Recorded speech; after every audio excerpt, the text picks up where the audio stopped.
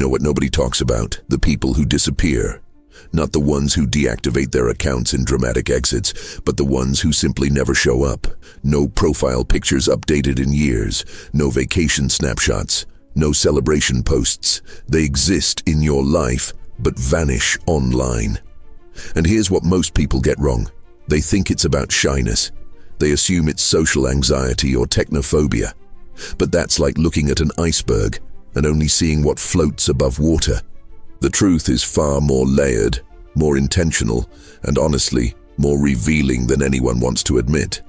If you're someone who refuses to post photos of yourself, this isn't judgment, this is recognition. Because here's the promise I'm making you right now.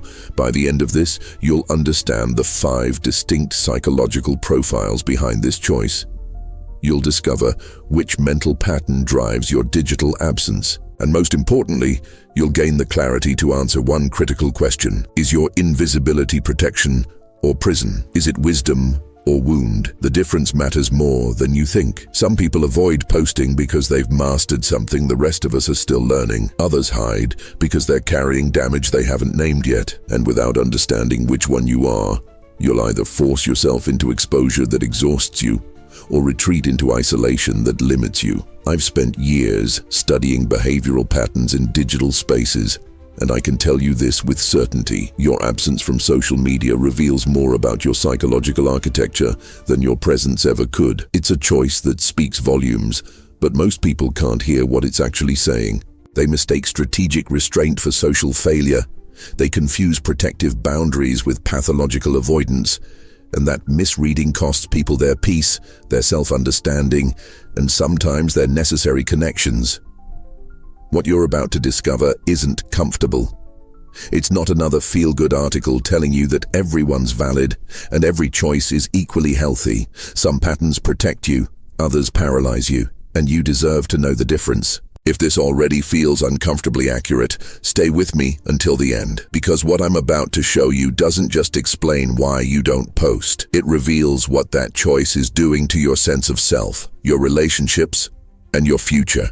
And once you see it clearly, you can't unsee it. That's not a threat, that's a gift. So let's begin with the first profile, the one that most people completely misunderstand, the person who isn't hiding at all. They're simply choosing differently than everyone else. And that difference, it's more intelligent than you've been led to believe. Most people operate under a dangerous assumption that silence equals invisibility, and invisibility equals irrelevance. They've been conditioned to believe that if you're not constantly announcing your existence, you're somehow falling behind in the social economy of attention. But there's a specific type of person who sees through this manufactured urgency entirely. They're not avoiding social media because they fear it. They're avoiding it because they understand it. These are the conscious selectors. And they've calculated something most people never stop to consider: the psychological cost of hypervisibility. They've done the math on what it takes to maintain a curated public identity, and they've decided the price is too high. This isn't a reactive decision born from bad experiences online.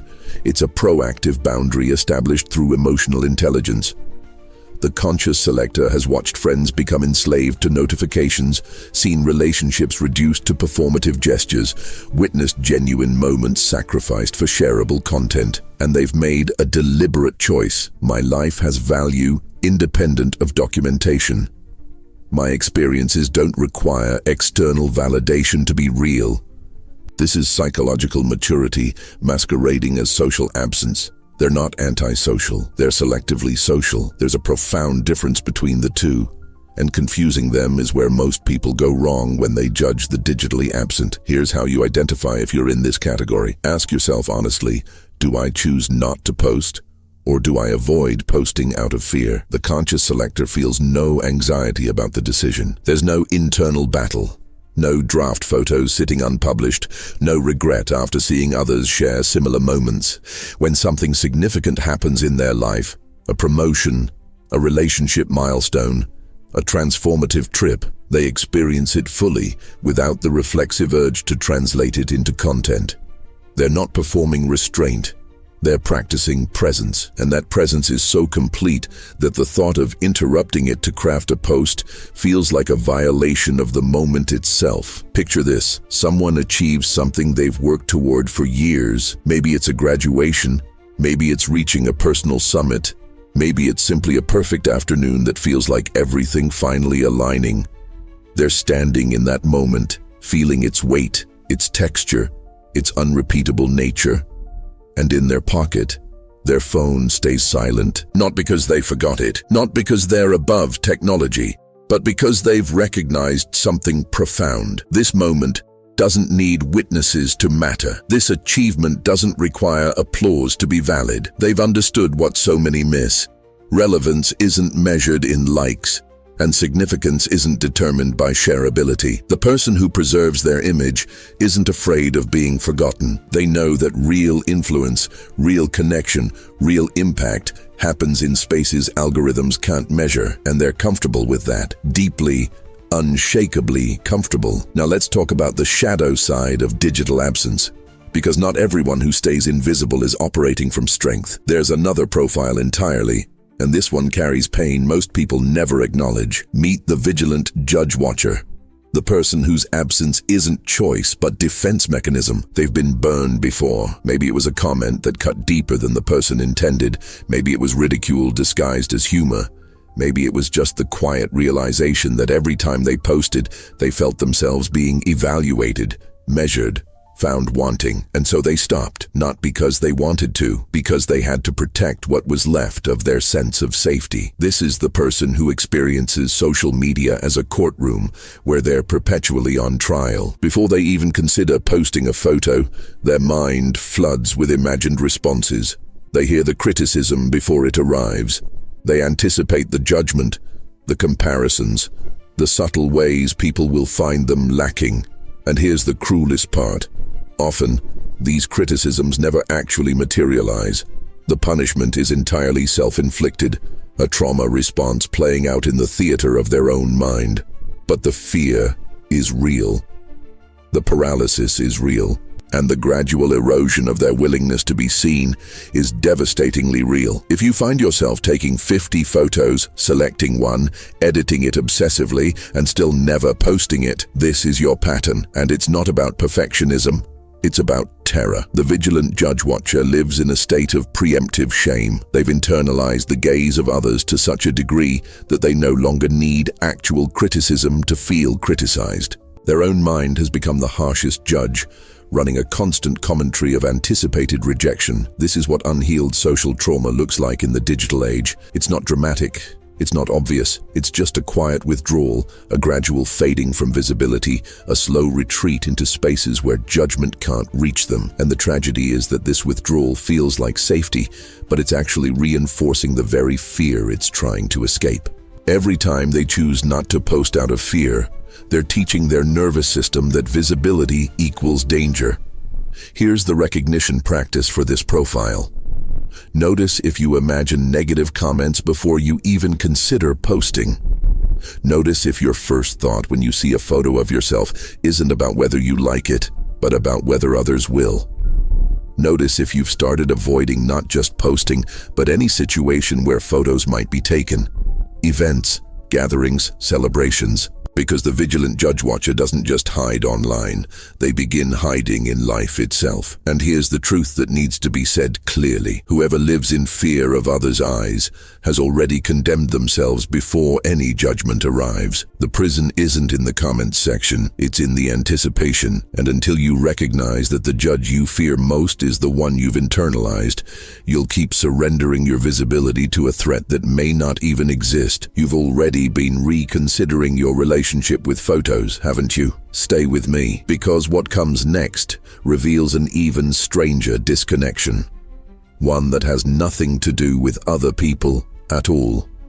There's a third profile that operates on entirely different psychological terrain, and it's one of the most unsettling to experience from the inside. These are the people who avoid posting photos not because they fear judgment, but because they genuinely don't recognize themselves in images. There's a profound disconnection between their internal sense of self and their external appearance. When they look at a photograph of themselves, something fundamental doesn't align. It's not about thinking they look bad, it's about thinking they look wrong, like the image captured someone else entirely.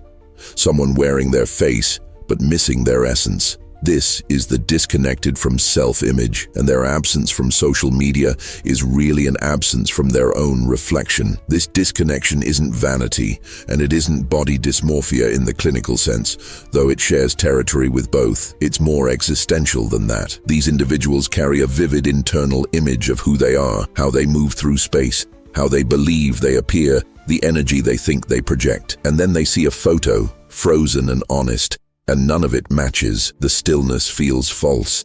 The angle feels alien. The expression captured doesn't represent the feeling they remember having in that moment. It's like looking at evidence of your existence and feeling like the evidence is lying. And the more often this happens, the more they avoid the confrontation entirely. No photos means no dissonance. No mirrors means no disappointment. Here's how this manifests behaviorally. If you're in this category, you avoid mirrors more than most people realize is possible. You position yourself in group photos to be barely visible or easily cropped out. You feel intense discomfort when someone tags you in an image without warning. And crucially, this discomfort isn't about how attractive you appear. It's about how present you feel. You could objectively look fine in a photo and still experience this deep sense of, "That's not me." It's a dissociation between identity and image, between how you inhabit your body internally and how that body appears when translated into two dimensions. And social media, with its endless stream of captured moments, becomes a constant reminder of that gap. Think about someone who sits for a portrait, watches themselves in the resulting image, and feels nothing but strangeness, not self-consciousness about a specific feature, not embarrassment about their appearance. Just a profound sense of non-recognition, as if they're looking at a stranger who happens to share their physical characteristics. They might think, "I know that's my face, my body, my clothes," but whoever that person is, it isn't me. The me that exists inside, the me that experiences life from this vantage point, that me isn't in this image. And they're not wrong, exactly. Because a photograph is always a reduction, a flattening, a single moment extracted from the continuous flow of being alive. But for most people, that reduction is tolerable. For the disconnected, it's intolerable. Your image doesn't lie, but your perception of yourself might be operating on a frequency that photographs simply cannot capture. And until you reconcile that internal identity with your external reality, cameras will always feel like they're stealing something essential from you, rather than preserving it. Now we arrive at a profile that gets mistaken for the first one, but operates from an entirely different philosophy. This is the digital minimalist, and their rejection of photo posting isn't about self-protection or self-perception, it's about principle. They've looked at the culture of constant documentation and asked a question most people never pause to consider. What is all this recording actually doing to the experience being recorded?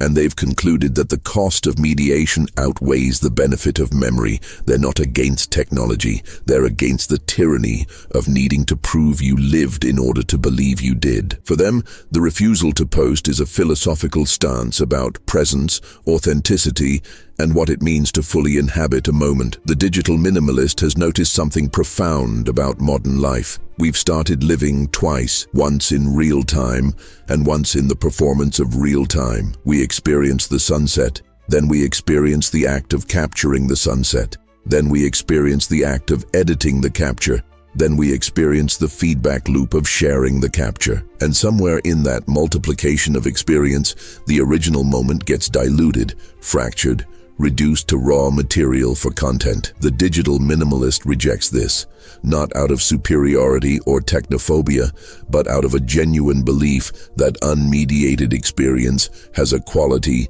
that documented experience cannot match. They want the full texture of life, not the flattened version that fits in a frame. Here's the defining question for this profile. Do you live, or do you record? Because the digital minimalist has chosen living with such clarity that recording feels like betrayal. Imagine a dinner with friends.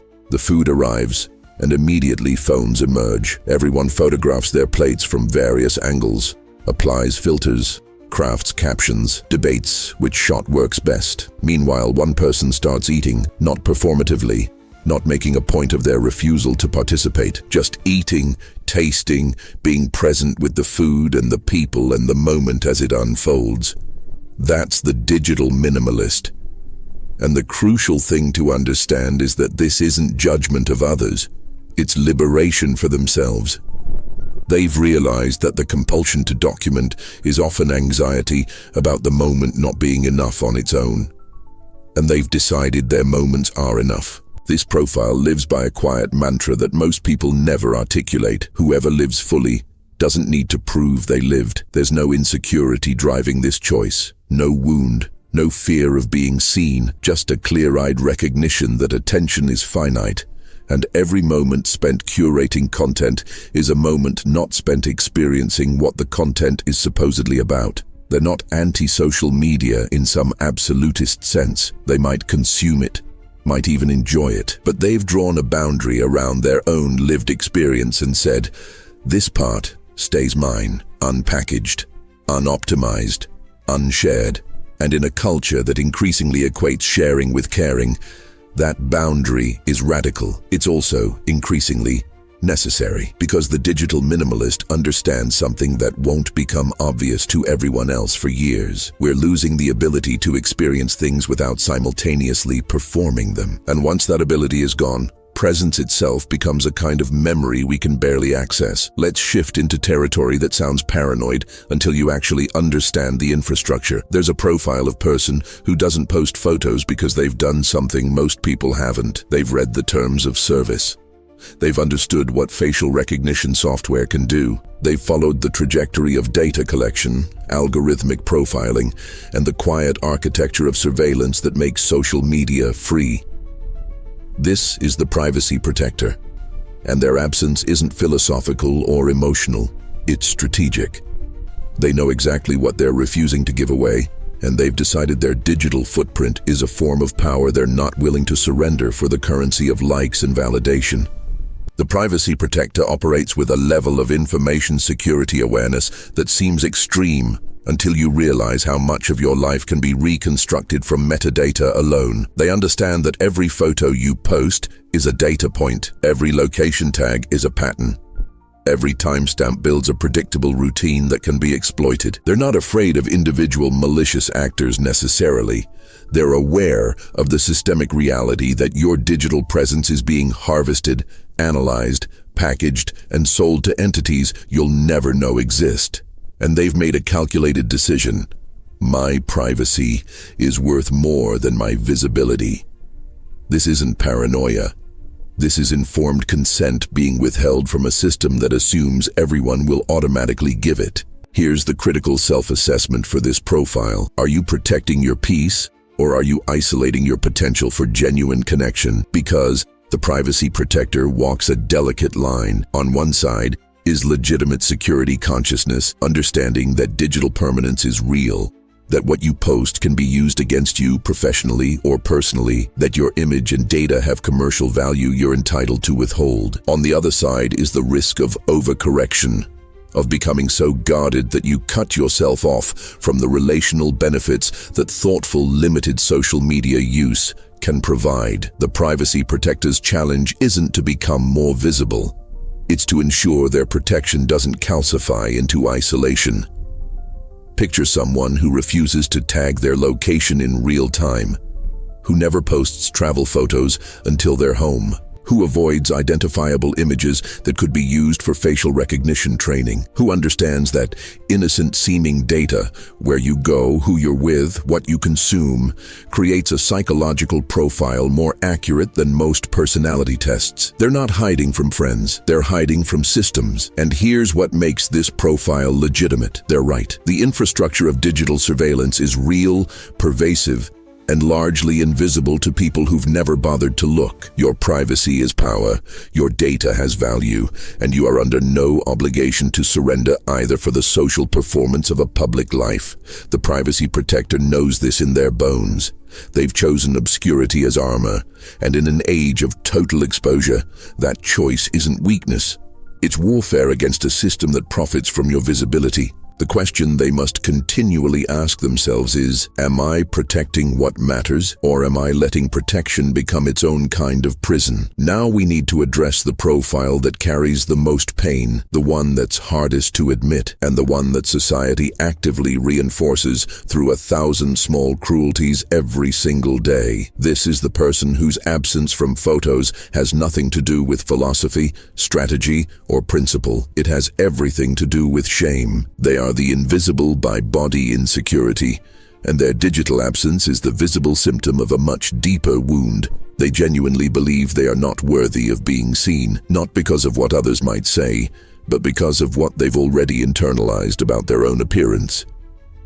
This isn't vanity in reverse. This is survival strategy in a culture that has taught them their body is something to apologize for. This profile experiences the camera as an enemy. Every photo is evidence of their perceived inadequacy. Every image is proof that they don't measure up to the standards they've absorbed from a lifetime of media consumption, peer comparison, and quiet rejection. And so they withdraw. They avoid events where photos will be taken. They position themselves behind others in group shots. They volunteer to be the photographer so they never have to be the subject. And when they do appear in images, they ask to be cropped out, deleted, untagged. It's not about modesty. It's about the desperate hope that if they can control their visibility, they can control the judgment they're certain will come. But here's the cruelty. The judgment is already happening. They're just the ones delivering it. The distinguishing feature of this profile is the internal narrative that precedes every potential photo. It's not, "I don't photograph well," or "I'm not photogenic." It's deeper and more damaging than that. It's, "I don't deserve to take up space in images." It's, "My body is an imposition on others' feeds." It's, "People will be relieved if I'm not visible." This is learned invisibility, and it comes from years of messages, some explicit, most subtle, that certain bodies are acceptable for public display and others are tolerated at best. And the person carrying this wound has learned to preemptively remove themselves from view before anyone has the chance to wish they weren't there. It's self-erasure masquerading as preference. Here's the critical differentiation question. Do you hide because you don't like how you appear, or because you've been taught not to like it? Because one is personal aesthetic preference, and the other is internalized oppression. One is, "This angle doesn't work for me," and the other is, "I don't work, period." The invisible by body insecurity isn't making choices, they're enacting trauma. And until they can separate their actual appearance from the stories they've been told about what appearance should be, every camera will feel like a threat, and every photo will feel like exposure of something shameful. But here's what needs to be said clearly and without qualification. Your body does not require external approval to have value. Your physical form is not a prerequisite for visibility, connection, or belonging. And the people who taught you to hide were wrong, not misguided. Wrong. The camera isn't your enemy. The internalized gaze of a culture that profits from your insecurity is, and you've been carrying it long enough. Finally, there's a profile that operates with a level of intentionality that most people never consider possible. This is the person who understands something fundamental about human psychology. Scarcity creates value, and absence generates curiosity. They are the silent strategist, and their invisibility isn't accidental, emotional, or philosophical. It's tactical. They've recognized that in an oversaturated attention economy where everyone is constantly broadcasting their existence, the person who withholds becomes inherently more interesting. They're not hiding, they're curating mystery, and they're doing it with the precision of someone who understands that control over your visibility is control over your narrative entirely. The silent strategist has studied how attention works. They know that familiarity breeds invisibility, that constant presence leads to being taken for granted, that the people who share everything become background noise. So they've made a calculated choice. I will be rare. When I do appear, it will matter. When people encounter me in physical space, they won't have the false intimacy of having watched my life unfold digitally. They'll have to actually engage with me, ask questions, build real knowledge rather than the shallow substitute of scrolling through my history. This isn't antisocial behavior, it's sophisticated social engineering. They're not avoiding connection, they're demanding higher quality connection by refusing the low-effort version social media provides. Here's how you identify if you're operating in this mode. Your absence is intentional, calculated, and produces a specific effect. People ask about you. They wonder what you're doing. They notice when you do show up because your appearances are infrequent enough to register as events rather than routine. You've recognized that in a world where everyone is trying to be seen, being selectively unseen makes you memorable. This isn't the same as the privacy protector who withdraws for security, or the digital minimalist who withdraws for presence. The silent strategist withdraws for impact. They understand that narrative control is power, and the less digital evidence exists of your life, the more you control what story people construct about you. Imagine someone everyone knows personally, but who maintains almost zero public digital presence. No profile pictures, no life updates, no documentation of achievements or milestones. When you search for them, you find nearly nothing. And because of that absence, they become fascinating. Every time they do appear at an event, in someone else's photo, in a rare moment of visibility, it creates disproportionate impact. People remember it. People talk about it. The scarcity principle applies to human presence just as it does to any other resource. What's rare becomes valuable. The silent strategist has internalized this completely. They've turned invisibility into currency. Whoever controls their visibility controls the narrative about themselves. And in an age where most people have surrendered that control entirely, often without realizing it, the person who maintains it becomes powerful by default. The question the silent strategist must continually examine is this: does my absence genuinely create meaningful curiosity, or have I simply become forgettable? Because there's a thin line between strategic scarcity and irrelevance, and crossing it means your invisibility stops being a choice and becomes a consequence. Let me give you a concrete picture of what all this actually looks like in lived experience, because theory without application is just intellectual decoration. Imagine two people on the same trip. Same destination, same duration, same budget, same weather. Person A documents everything. Selfie on the plane before takeoff. Story from the hotel lobby with a caption about gratitude. Sunset photo with inspirational quote, overlay. Food shots at every meal. Candid moments carefully staged to look spontaneous. By the end of the trip, they have 200 photos and a grid that tells a compelling visual story. Person B puts their phone away. They're present for the turbulence on the flight, actually anxious instead of performing anxiety. They notice the hotel clerk's exhaustion and have a real conversation.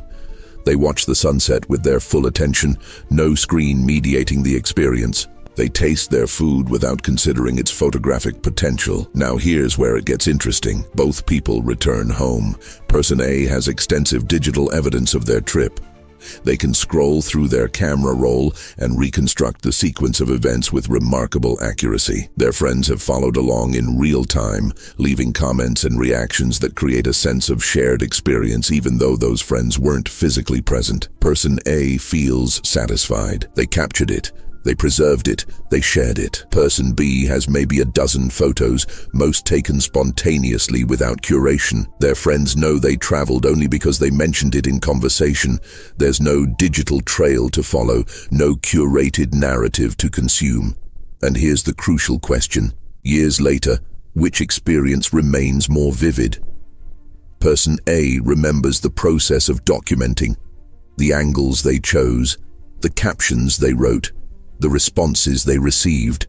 Person B remembers the smell of rain on unfamiliar pavement, the sound of a language they couldn't understand, the texture of a conversation that happened without witnesses. Neither approach is inherently superior. That's not the point of this illustration. The point is consciousness. Person A chose documentation and received the benefits and costs of that choice. Preserved memories traded for mediated experience. Person B chose presence and received its benefits and costs. Vivid sensory memory traded for sparse evidence. The problem isn't the choice itself. The problem is making the choice unconsciously by default because everyone else is doing it, or because the alternative never occurred to you. Most people are person A not because they decided to be, but because the infrastructure of modern life nudges them in that direction. Cameras are always accessible. Sharing is frictionless. Social reward is immediate. It takes active resistance to be person B. And most people never even realize resistance is an option. So here's what this scenario is actually asking you. Which version of memory do you value more? The one you can show others, or the one you can feel in your body? The archive you can scroll through, or the experience that changed you in ways no photograph could capture? And more importantly, are you choosing, or are you just following the path of least resistance? Because the difference between those two determines whether your relationship with visibility is authentic or automated. The question isn't which person had the better trip. The question is, which person knew why they approached it the way they did? Consciousness is everything. And if you can't articulate why you post or don't post, why you document or don't document, then you're not making choices. You're enacting patterns someone else designed for you. Let's bring this to its conclusion, because by now you should be feeling something shift in how you understand your own behavior. You've encountered 7 distinct psychological profiles, and if you've been paying attention, you've likely recognized yourself in at least one of them. Maybe you saw yourself clearly in a single profile. Maybe you're a combination of 2 or 3. But here's what matters most. You now have language for something that was previously just an unnamed pattern. You can now distinguish between the person who doesn't post because they're protecting their attention, and the person who doesn't post because they're protecting themselves from judgment. You can separate strategic absence from traumatic withdrawal, and that distinction changes everything, because you cannot heal what you cannot name, and you cannot change what you don't understand. Think about where you were when you started reading this. You probably had a vague sense of why you don't post photos, or maybe you'd never examined it at all.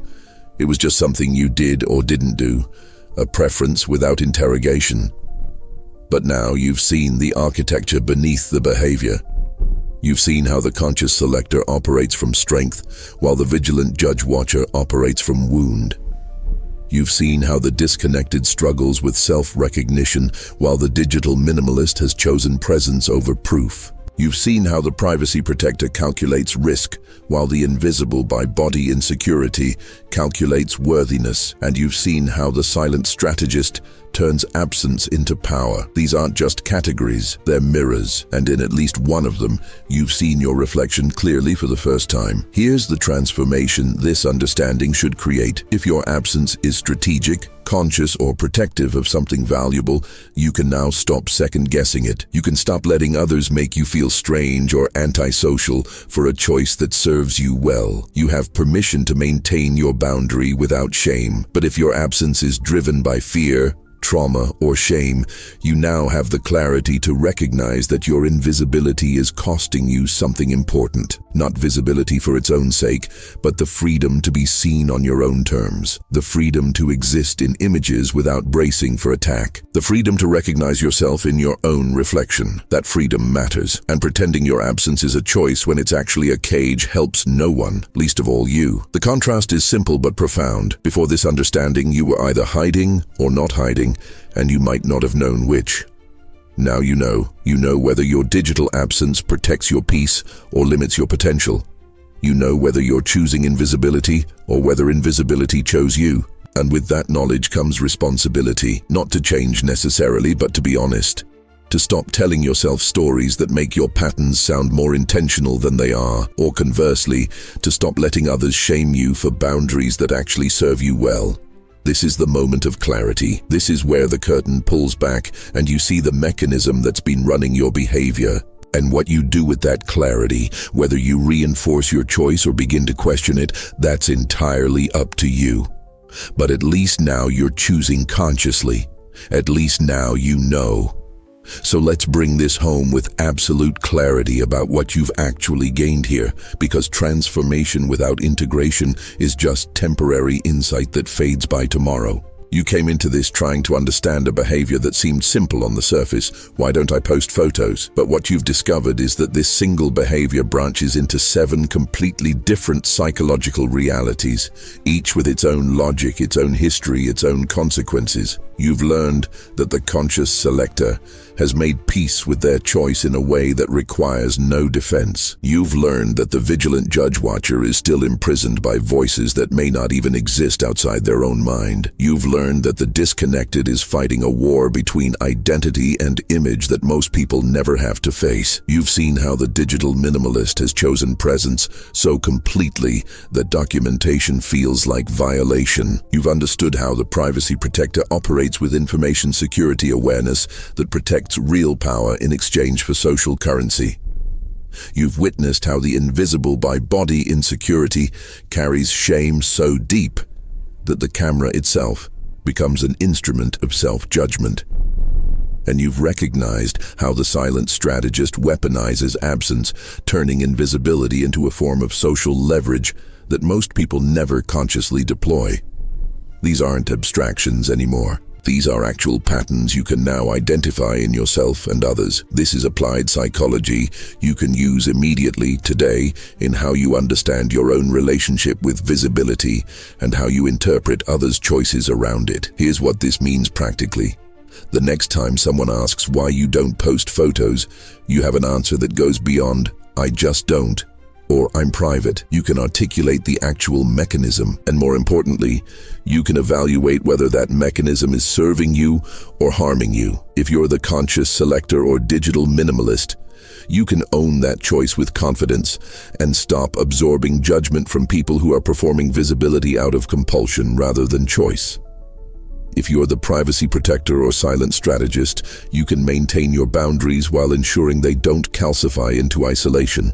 And if you're the vigilant judge-watcher or invisible by body insecurity, you now have the uncomfortable but necessary awareness that your absence isn't protecting you, it's reinforcing the fear. And that fear will keep expanding until you confront it directly. This isn't about whether you should start posting photos. That's the wrong question entirely. This is about whether you understand why you don't, and whether that reason reflects who you want to be or who you've been conditioned to become. Because here's the final truth. Your absence from social media is never neutral. It's either an act of self-preservation or an act of self-erasure. And the difference between those two determines whether you're protecting something valuable or avoiding something necessary. You get to decide which one is true, but only if you're willing to look at it honestly, without the comforting stories you've been telling yourself. Save this. Return to it when you need the reminder. Because this kind of clarity doesn't stay sharp on its own. It requires maintenance, reflection, and the courage to keep asking, is my invisibility serving my growth, or is it serving my fear? Answer that question honestly, and everything else becomes clear.